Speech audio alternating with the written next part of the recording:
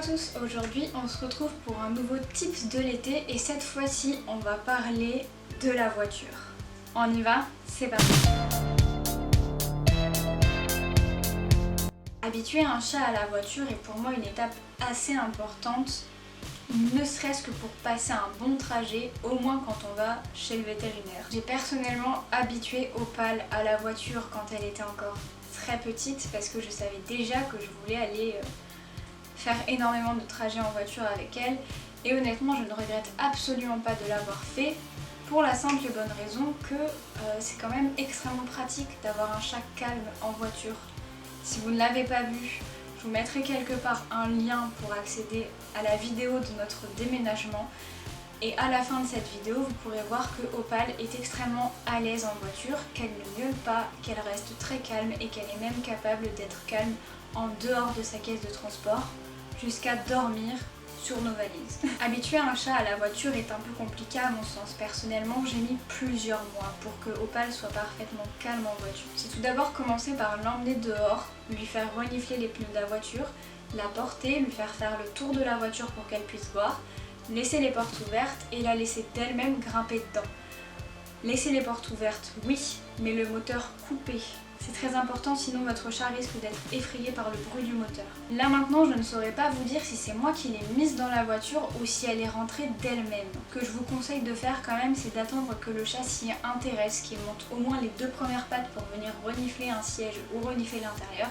Et à ce moment-là, vous pourrez l'aider à sauter dans la voiture. Si à ce moment-là, il ne fait pas trop chaud ou que votre voiture est garée à l'ombre, je vous conseille de fermer les portes après quelques minutes quand votre chat aura fait le tour de la voiture pour qu'il puisse s'habituer à être dans un endroit qui va être confiné et qui va être clos. Pour ce faire, j'avais emporté sa gamelle d'eau, sa gamelle de nourriture et quelques jouets que je lui avais mis sur la banquette arrière de la voiture pour qu'elle se sente un peu plus chez elle et qu'elle ne se sente pas enfermée. J'ai joué pendant plusieurs heures avec elle à l'intérieur de la voiture. Heureusement, c'était en hiver, donc on avait plus tendance à avoir froid que super chaud. Je peux vous dire que j'ai envie de passer des heures enfermées dans ma voiture avec mon chat, à jouer avec pour qu'elle réussisse à comprendre que ce n'est pas un environnement qui lui veut du mal. Quand votre chat réussira à être calme dans la voiture avec les portes fermées, par calme j'entends qu'il ne soit pas agité, qu'il réussisse à se poser quelques minutes, que ce soit s'asseoir, s'allonger. S'il dort, c'est nickel, ça veut dire que ça ne le dérange absolument pas. Et à ce moment-là, je vous conseille d'allumer votre moteur et de toujours observer la réaction de votre chat. S'il panique trop, s'il se met vraiment à mettre ses griffes partout dans la voiture, dans ces cas-là, mettez-le dans sa caisse de transport, mais évitez au maximum de l'enfermer dans la voiture et dans la caisse de transport. C'est assez stressant pour les chats.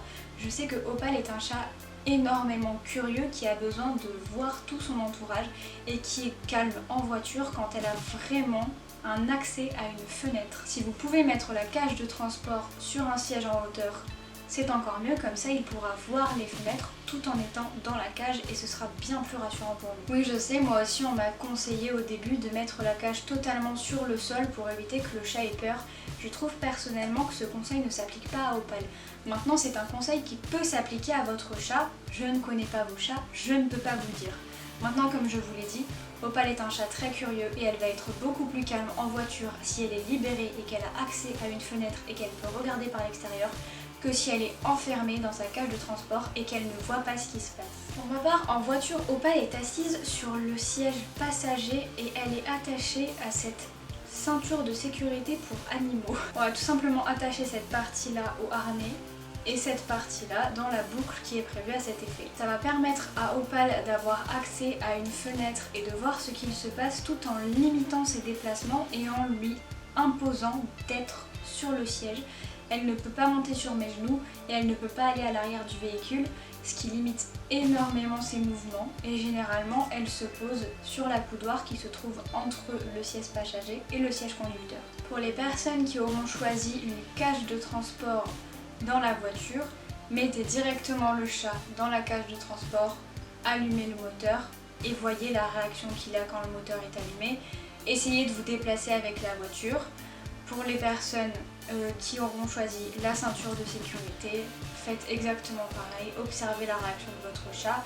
Faites en sorte d'être au minimum 2 dans la voiture pour ne pas avoir à gérer et le véhicule et le chat, parce que ça c'est assez dangereux pour les personnes qui ne sont pas habituées. Comme vous pouvez vous en douter, ces étapes prennent du temps. Pour ma part, il nous a fallu de longs mois avant d'obtenir un résultat qui est à mon sens presque parfait, dans le sens où Opal est très calme en voiture, même si ça lui arrive à certains moments de paniquer un peu. De toute façon, les mots d'ordre, c'est d'être calme, d'être apaisant pour votre chat et d'avoir énormément de patience. Pensez à lui, il ne sait pas ce qui se passe, il ne comprend pas ce qui se passe, il lui faut du temps pour s'habituer et pour assimiler le fait qu'il n'est pas en danger et qu'il ne risque rien. Voilà, cette vidéo est à présent terminée, j'espère que vous allez réussir à mettre votre chat dans la voiture. Je vous dis à la prochaine pour une nouvelle vidéo. Bisous à vos poilus.